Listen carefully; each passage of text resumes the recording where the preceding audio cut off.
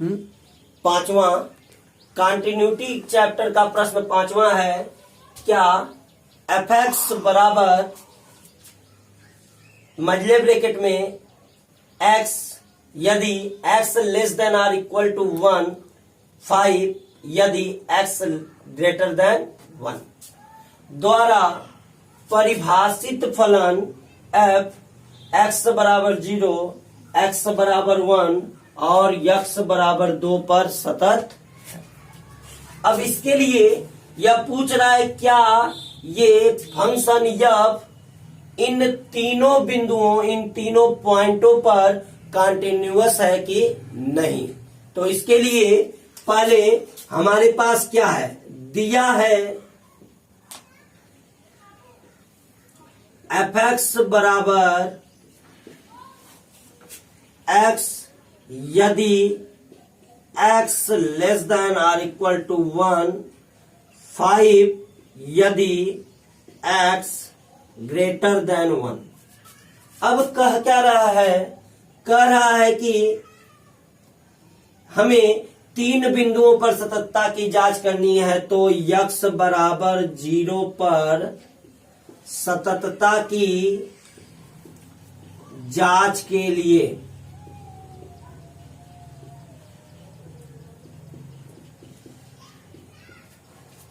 बाईं सीमा हम लोग निकाल लेते हैं। बाईं सीमा limit x tends to 0 minus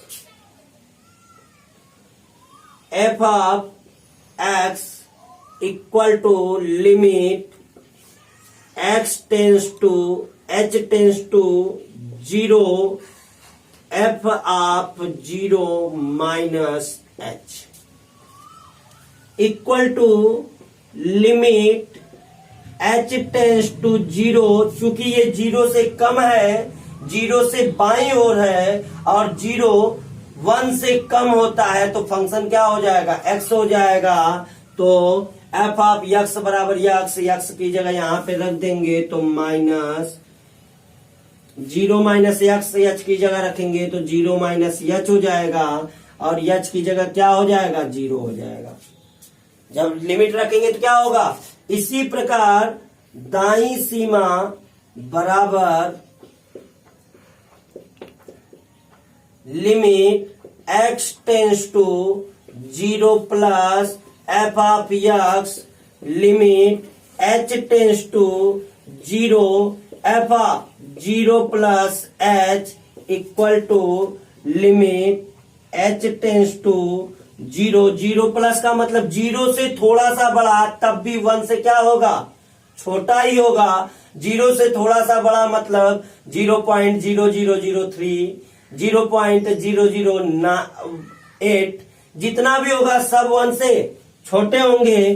तो 0 प्लस यच अर्थात यच हो जाएगा, यच का मान 0 अर्थात दाईं सीमा बाईं सीमा के क्या है, बराबर है। अब एफ ऑफ 0 बराबर 0 से छोटे के लिए, 1 से छोटे के लिए यक्स है तो 0। यहां पे हमें क्या दिख रहा है, यहां बाईं सीमा बराबर दाईं सीमा बराबर एफ ऑफ 0, अतः 0 पर सतत है। अब हम सततता की जांच किस पर करेंगे, 1 पर। तो 1 के लिए बाईं सीमा जब निकालेंगे तो 1 के बाईं ओर के लिए यक्स है और 1 के दाईं ओर के लिए 5 है। 1 के बाईं ओर के लिए x है और 1 के दाईं ओर के लिए 5 है। अतः हम कह सकते हैं कि 1 पर सतत नहीं है, क्योंकि 1 के लिए यक्स होगा और 5 के लिए और 1 से बड़े के लिए 5 होगा, तो कभी भी 1 5 के इक्वल नहीं हो सकता, अतः 1 पर सतत नहीं है। इसी प्रकार x बराबर 2 के लिए x बराबर 2 सदैव 1 से क्या होगा, बड़ा होगा और बड़े के लिए एक अचर पद है और अचर पद सदैव सतत होता है, अतः 5 सतत है। 5 के लिए यहाँ 5 आएगा, सदैव 5 आएगा, अतः x बराबर 2 पर सतत है। अतः 0 और 2 पर यह सतत है और 1 पर असतत है।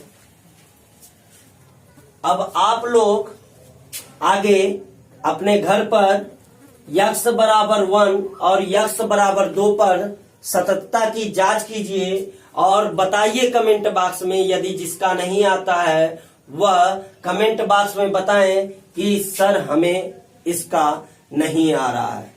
फिर उसके बाद अगले वीडियो में उनके लिए वह समझाया जाएगा। 6 से 12 तक के यप के सभी असांतत्य बिंदुओं को ज्ञात कीजिए, यानी डिसकंटिन्यूटी पॉइंट ढूंढना है हमें। डिसकंटिन्यूटी पॉइंट क्या है हम देखते हैं इन सवालों में। इन सवालों में डिसकंटिन्यूटी पॉइंट का मतलब है हमें पूरी वास्तविक संख्या पर सततता की जांच करनी है और उन बिंदुओं पर असततता चेक करनी है जहां पर ये असतत है, अर्थात डिसकंटिन्यूअस है।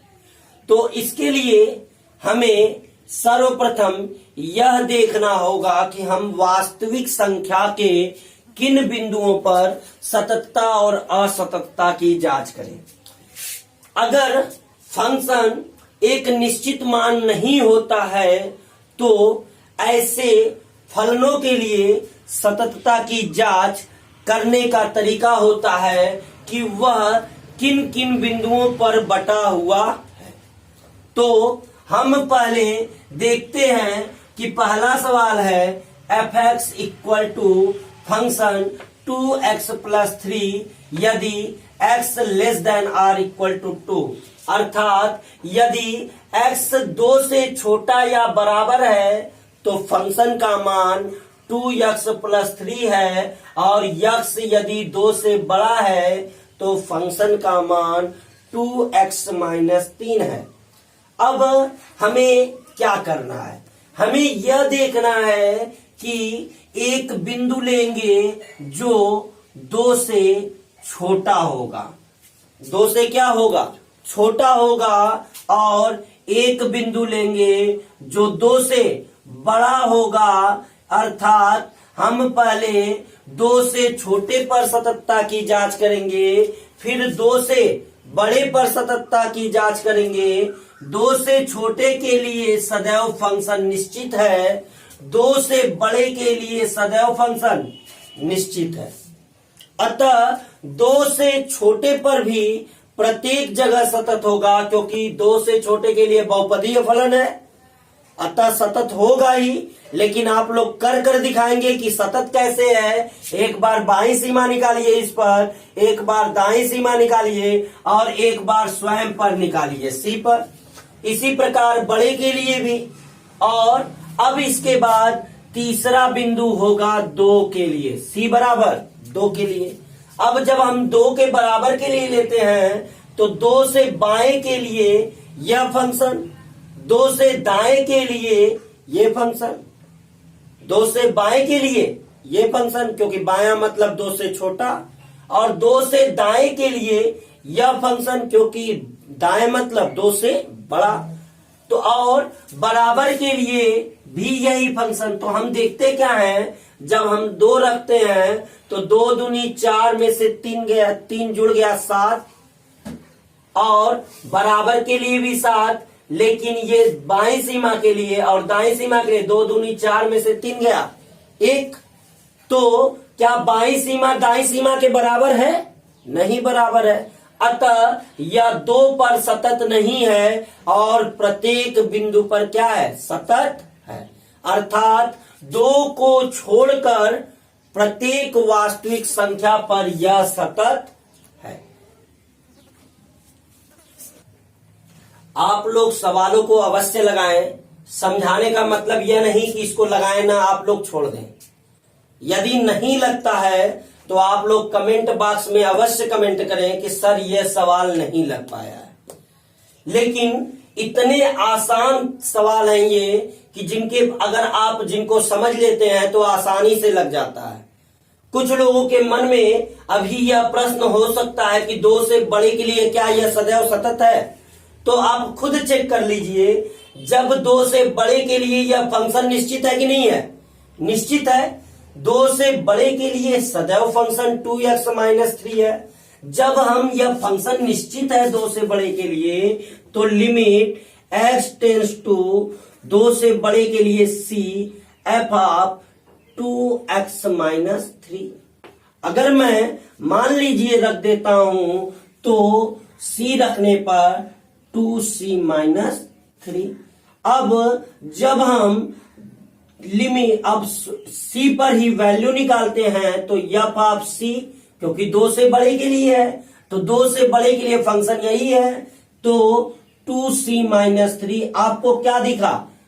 आपको दिख गया कि यह लिमिट इस fc के बराबर है, अतः 2 से बड़े के लिए यह सदैव क्या है? सतत है। लेकिन x बराबर 7वां सवाल है, fx बराबर -3 से छोटे के लिए mod x प्लस 3, -3 से बड़ा और 3 से छोटे के लिए -2x, 3 से बड़ा के लिए 6x प्लस 2। अब हमें दिख क्या रहा है? हमें दिख रहा है इसमें 2 बिंदु -3 और 3। तो हमें सर्वप्रथम -3 और 3 के बीच की सततता ज्ञात करनी है, निश्चित ज्ञात करनी है।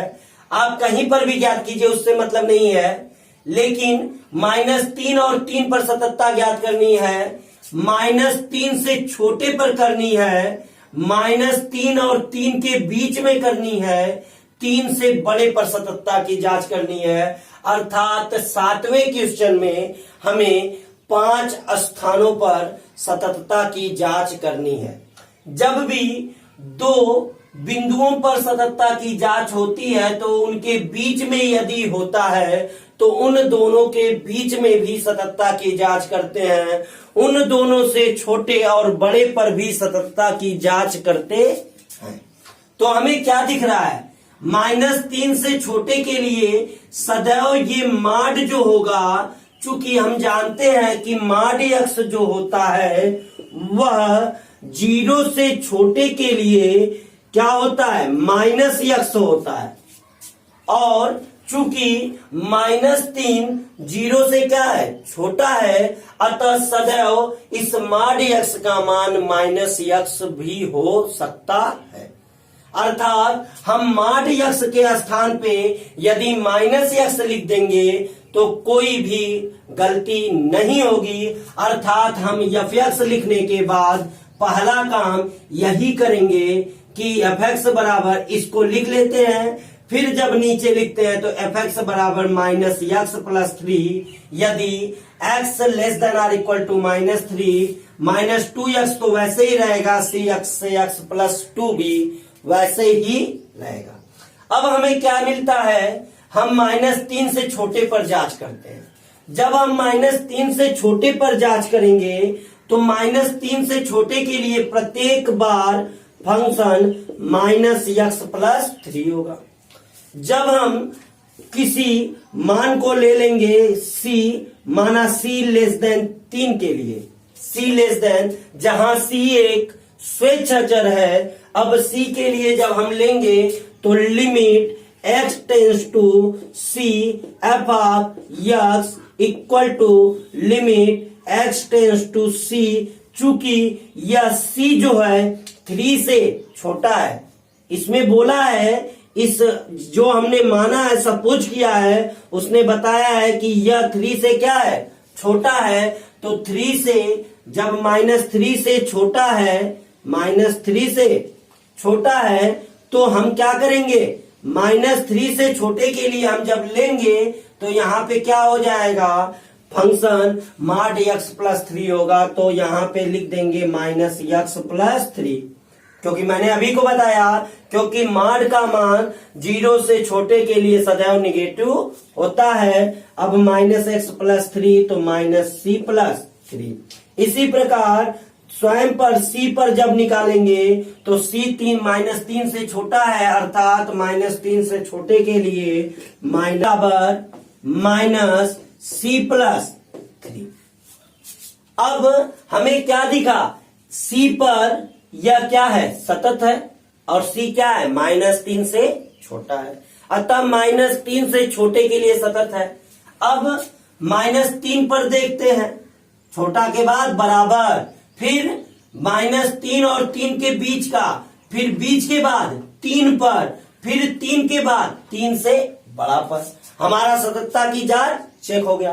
तो हम पहले अब -3 पर देखते हैं। तो -3 पर जब देखेंगे तो limit x tends to -3 minus का मतलब -3 से छोटा, छोटे के लिए ये फंक्शन और बड़े के लिए यह फंक्शन।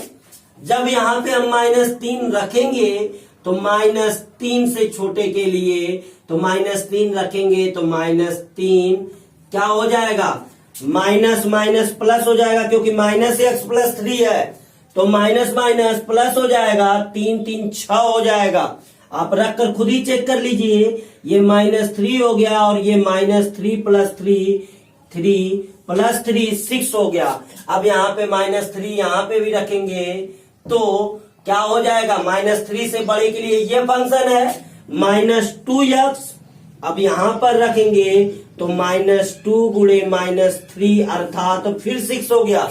हमें क्या दिखा, बाईं सीमा दाईं सीमा के बराबर है। अब -3 के बराबर के लिए हम रखेंगे तब भी 6 आएगा, अतः हमें क्या मिला, -3 पर भी सतत है, अर्थात -3 से छोटे के लिए भी सतत है, -3 पर भी सतत है। इसी तरह -3 और 3 के बीच में निकालिए, फिर 3 पर निकालिए, 3 से बड़े के लिए निकालिए, पूरा आपका सवाल क्या हो जाएगा, कंप्लीट हो जाएगा। और आप लोग लगाकर देखिए कि आया कि नहीं। 8वां सवाल है, fx बराबर mod x बट्टे में x यदि x नॉट इक्वल टू 0।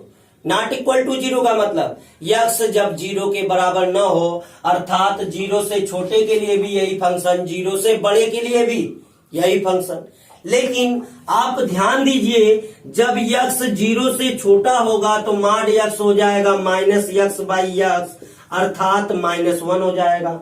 और जब 0 से बड़ा होगा या बराबर होगा तो x/x हो जाएगा, क्योंकि +x होता है, बराबर 1 हो जाएगा।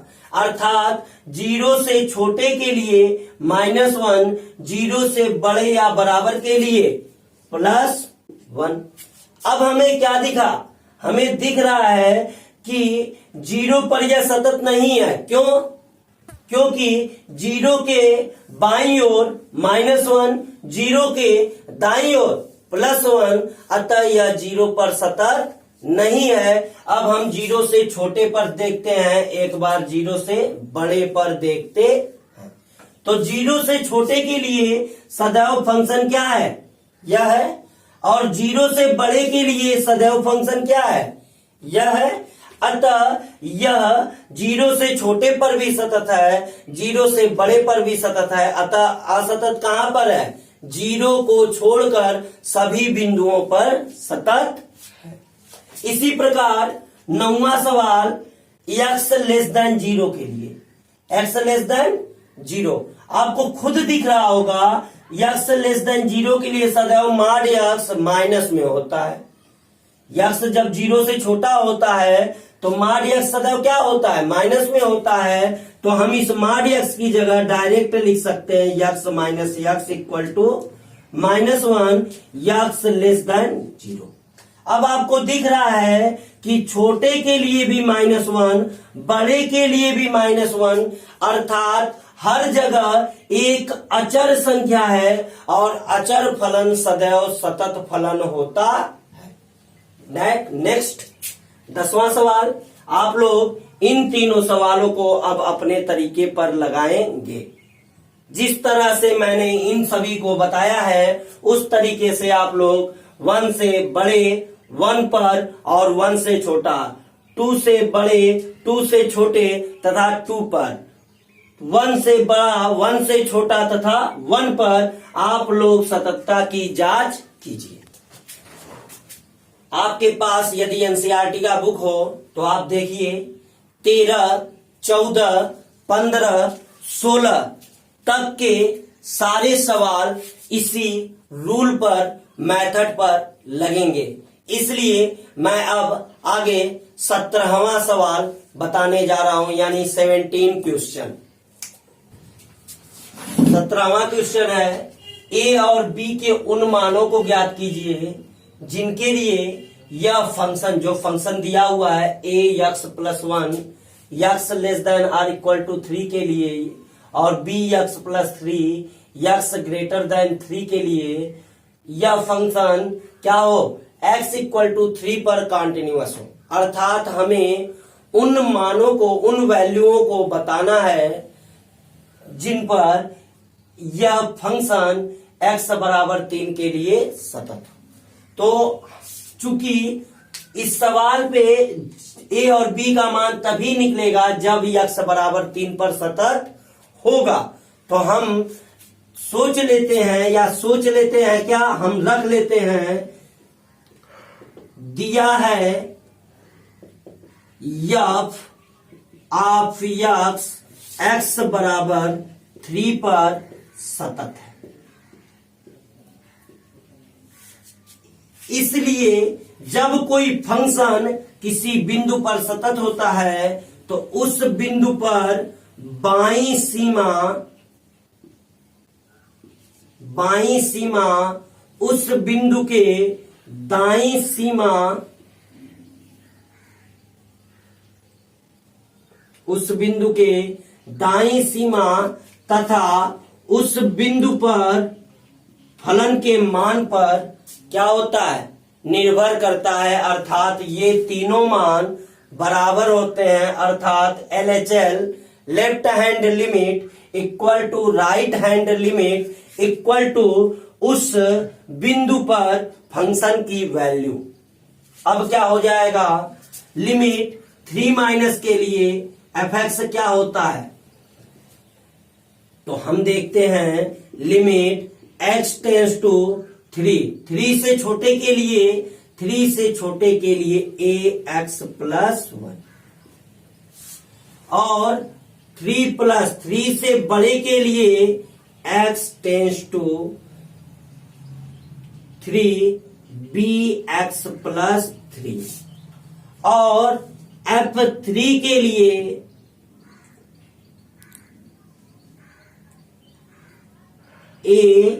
ax प्लस 1 किस वैल्यू पर, x इक्वल टू 3 पर। क्यों, क्योंकि 3 x के स्थान पर कितना रखना है, 3 रखना है।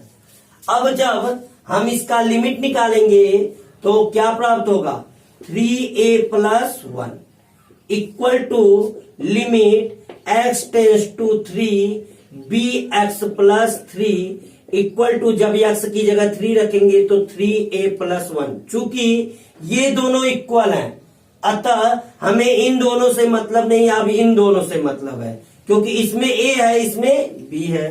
तो अब 3a प्लस 1 इक्वल टू 3 यहां पे भी रख दीजिए, 3b plus 3।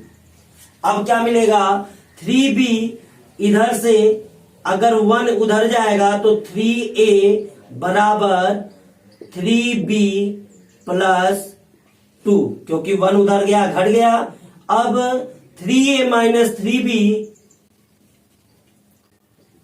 3a minus 3b minus 3b equal to 2, अर्थात a minus b equal to 2/3। अतः हम कह सकते हैं कि a और b का ऐसा मान होना चाहिए जिसका अंतर सदैव 2/3 हो, तो उस फंक्शन का मान क्या होगा, सतत होगा। उस फंक्शन का मान क्या होगा, सतत होगा, या a की वैल्यू b की वैल्यू से 2/3 अधिक होनी चाहिए। a की वैल्यू b की वैल्यू से 2/3 अधिक होनी चाहिए। इन दोनों में से आप किसी पे आंसर लिखिए, आपका आंसर क्या होगा, सही होगा। That's answer.